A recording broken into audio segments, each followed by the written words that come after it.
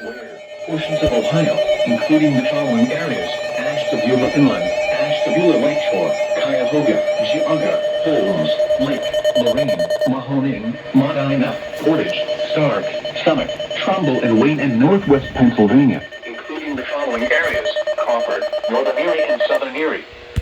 When? From 4 a.m. Eastern Daylight Time Saturday through Saturday evening. Impacts. Excessive runoff may result in flooding of rivers, creeks, streams, and other low-lying and flood-prone locations. Flooding may occur in poor drainage and urban areas. Additional details. Total rainfall amounts through Saturday evening will range between 1 and 2 inches, with locally higher amounts 3 inches What the fart? or more possible. Please visit www.weather.gov/safety/. Flood for flood safety and preparedness information. You should monitor later forecasts and the alerts for possible flood warnings. Those living in areas prone to flooding should be prepared to take action should flooding develop.